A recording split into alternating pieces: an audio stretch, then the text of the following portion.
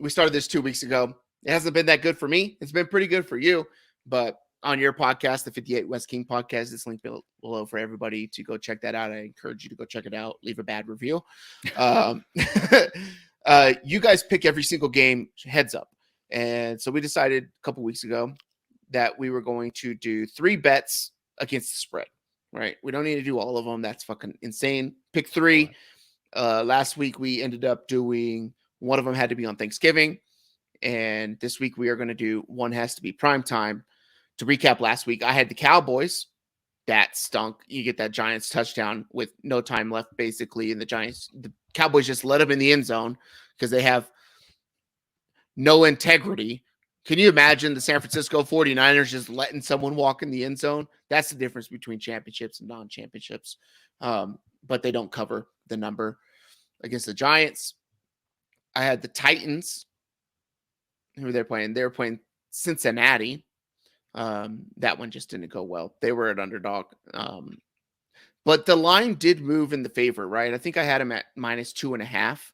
I believe it was maybe -3, and it moved to Titans 1, right? And I know like closing line value matters, right? As long as you're on the positive side of where the line moves throughout the week, and you do that over and over and over, you are going to be on the positive when it comes to wins and losses, I guess you would say, right? When the market moves in your direction, you got a better number.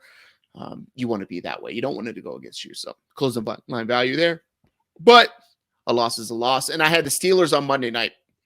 I think they were what were they?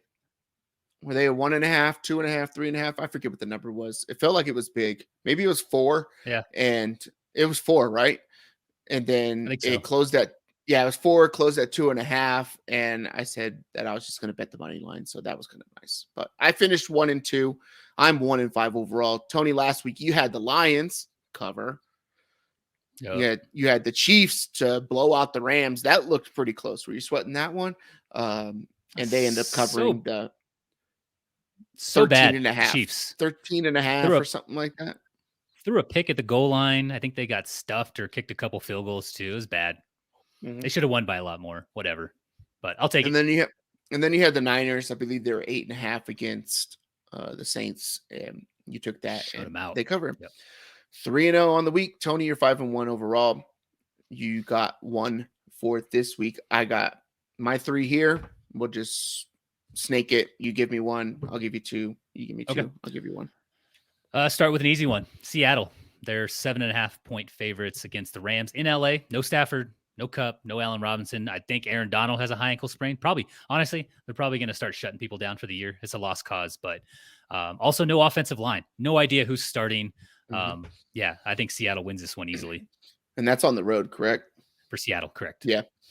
All right. So I got Tony, you're going to hate me for this. And I'm going to hate me for this because I don't know why I keep doing this.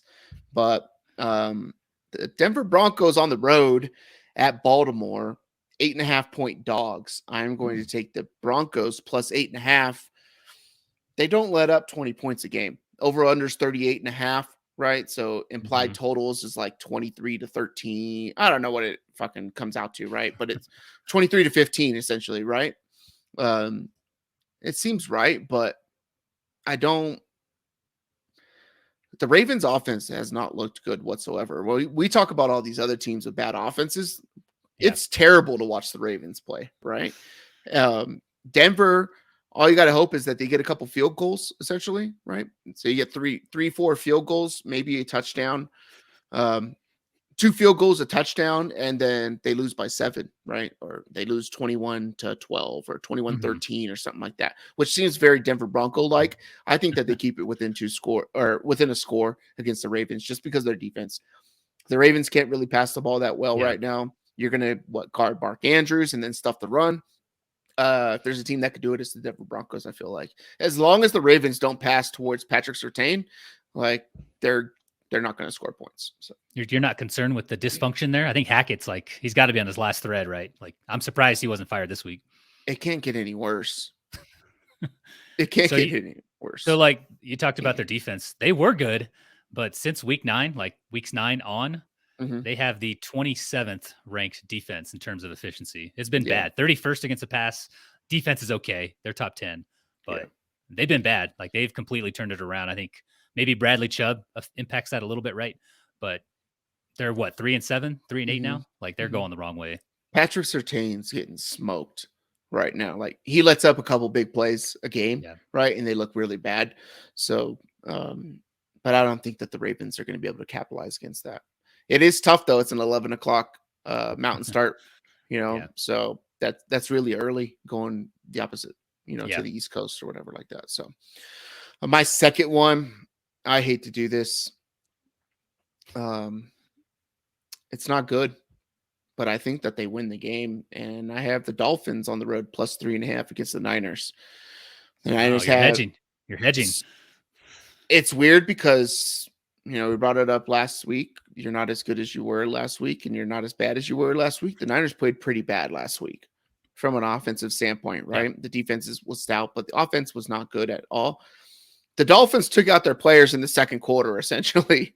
They put up 30 points in basically a quarter and a couple minutes, right? They had, the fumble or pick. What was it? It was a fumble, I believe, for a touchdown.